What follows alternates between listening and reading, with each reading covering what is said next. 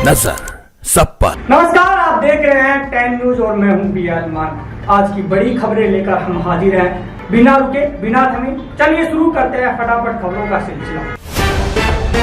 दक्षिणी फिलीपींस में शुक्रवार सुबह 7.6 तीव्रता का भूकंप आया। प्रशांत सुनामी चेतावनी केंद्र ने बताया कि केंद्र से 300 किलोमीटर के दायरे में खतरनाक लहरें उठ सकती हैं। हालांकि सुनामी का कोई बड़ा खतरा नहीं है। अब तक नुकसान का आकलन जारी है। भारत ने काबुल में अपना दूतावास फिर से खोला। अफगान विदेश मंत्री अमीर खान मुताकी ने दिल्ली में विदेश मंत्री एस जयशंकर से मुलाकात कर भारत को घनिष्ठ मित्र बताया। यह यात्रा तालिबान शासन और भारत के बीच अब तक का सबसे बड़ा कूटनीतिक संकेत मानी जा रही है। चीन के खतरे से निपटने के लिए ताइवान ने अपनी रक्षा तैयारियां तेज कर दी हैं। राष्ट्रपति लाई चिंग-ते ने टी-डोम एयर डिफेंस सिस्टम के निर्माण में तेजी लाने का ऐलान किया। चीन लगातार ताइवान पर अपना दावा जताता रहा है। ऐसे में ताइवान ने सुरक्षा को और मजबूत करने का फैसला किया है। इस वर्ष का नोबेल शांति पुरस्कार वेनेजुएला की विपक्षी नेता मारिया कोरिना मचाडो को मिला है। उन्होंने मानवाधिकार और लोकतंत्र के लिए 2 दशकों तक संघर्ष किया। मादुरो सरकार के दबाव में वह अंडरग्राउंड रही और सालों तक धूप तक नहीं देख पाई। इस ऐलान के साथ अमेरिकी राष्ट्रपति डोनाल्ड ट्रंप का सपना टूट गया, जिन्हें यह पुरस्कार मिलने की उम्मीद थी। पाकिस्तान की शरीफ सरकार ने इस्लामाबाद और रावलपिंडी में मोबाइल इंटरनेट सेवाएं बंद कर दी। कट्टरपंथी संगठन तहरीक-ए-लबैक पाकिस्तान के लबैक या अक्सा मिलियन मार्च से पहले ये कदम उठाया गया है। राजधानी के कई रास्तों को भी सील किया गया है। अमेरिका ने साफ किया है कि पाकिस्तान को AIM-120 AMRAAM मिसाइलें नहीं मिलेंगी। वाशिंगटन ने मीडिया रिपोर्ट्स को गलत बताते हुए कहा कि पाकिस्तान के साथ कोई हथियार डील नहीं हुई। इससे इस्लामाबाद को बड़ा झटका लगा है। रक्षा मंत्री राजनाथ सिंह 17 अक्टूबर को नासिक में लड़ाकू विमान तेजस MK-1A की पहली उड़ान का शुभारंभ करेंगे। इस मौके पर कई उत्पादन लाइनों का उद्घाटन भी होगा। 62,000 करोड़ के करार के साथ यह भारत के रक्षा इतिहास में मील का पत्थर माना जा रहा है। दिल्ली NCR में ग्रीन पटाखों पर बैन को लेकर सुप्रीम कोर्ट में सुनवाई हुई। राज्यों ने मांग की कि दिवाली पर 2 घंटे की अनुमति दी जाए। बच्चों को त्योहार मनाने देने की अपील की गई, लेकिन कोर्ट ने फैसला सुरक्षित रखा है। सुप्रीम कोर्ट ने केंद्र सरकार से जम्मू कश्मीर को फिर से राज्य का दर्जा देने पर 4 हफ्तों का जवाब मांगा है। सरकार ने बताया कि इस मुद्दे पर केंद्र और राज्य प्रशासन के बीच बातचीत जारी है। प्रवर्तन निदेशालय ने सुप्रीम कोर्ट और ED के फर्जी नोटिस भेजकर ठगी करने वाले 4 लोगों को गिरफ्तार किया है। यह गिरोह 100 करोड़ रुपए से ज्यादा की ठगी में शामिल था। गिरफ्तार आरोपियों के खिलाफ मनी लॉन्ड्रिंग कानून के तहत कार्रवाई की जा रही है।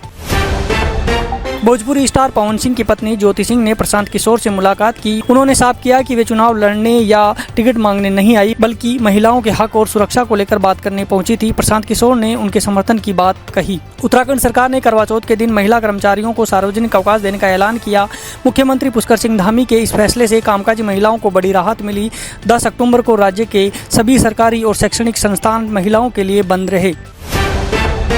मध्य प्रदेश के बैतूल में RSS प्रचारक पर हमला करने के मामले में 5 आरोपी गिरफ्तार किए गए। कुल 30 लोगों पर केस दर्ज हुआ। पुलिस ने 2 सब इंस्पेक्टरों को निलंबित किया और इलाके में धारा 144 लगा दी गई। फोर्ब्स इंडिया की लिस्ट में सावित्री जिंदल 39.6 बिलियन डॉलर संपत्ति के साथ भारत की सबसे अमीर महिला बनी। यह अंबानी और अडानी के बाद तीसरे स्थान पर है। 6 महीने में उनकी संपत्ति 4.1 बिलियन डॉलर बढ़ी है। उत्तर प्रदेश के कौशाम्बी में एक बेटे ने संपत्ति के लालच में मां की गला घोंटकर हत्या कर दी। आरोपी ने शव को फंदे से लटकाकर आत्महत्या का रूप देने की कोशिश की। पुलिस ने आरोपी बेटे को गिरफ्तार कर लिया है। राजस्थान के अलवर में कैब शेयरिंग के बहाने यात्रियों से लूटपाट करने वाले आरोपी को पुलिस ने गिरफ्तार किया। वह दिल्ली मुंबई एक्सप्रेसवे पर वारदातें करता था। आरोपी के पास अश्लील फोटो और वीडियो भी मिले, जिन्हें वह ब्लैकमेलिंग करता था। देश से मानसून की विदाई शुरू हो गई है। यूपी, MP और गुजरात के हिस्सों से सूखा मौसम, जबकि दक्षिण और पूर्वोत्तर राज्यों में बारिश जारी है। मौसम विभाग ने 11 राज्यों में तेज हवाओं और भारी बारिश की संभावना जताई है। उत्तर भारत में अब ठंड बढ़ने लगी है। दिल्ली टेस्ट में भारत का स्कोर 2 विकेट पर 300 के पार है। यशस्वी जायसवाल ने एक और शानदार 150 रन बनाए, जबकि साई सुदर्शन शतक से चूक गए। टीम इंडिया श्रृंखला 2-0 से जीतकर विश्व टेस्ट चैंपियनशिप में अपनी स्थिति मजबूत करना चाहती है। अभिनेता सुनील शेट्टी ने बॉम्बे हाईकोर्ट में याचिका दायर कर अपनी तस्वीरों के अनधिकृत उपयोग पर रोक की मांग की। उन्होंने कहा कि सोशल मीडिया पर उनकी छवि का व्यावसायिक लाभ के लिए इस्तेमाल हो रहा है, जिससे उनकी प्रतिष्ठा को नुकसान पहुंचा है।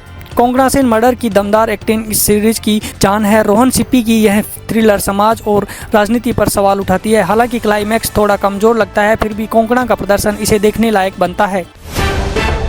तो ये थी आज की सभी बड़ी और जरूरी खबरें तेज रफ्तार में। अगर आप देश दुनिया की हर हलचल से अपडेट रहना चाहते हैं तो जुड़िए 10 न्यूज के साथ। मैं हूं बियाल मान, मिलेंगे फिर एक और बुलेटिन में। तब तक के लिए मुझे दीजिए इजाजत। जय हिंद। नजर सब पर।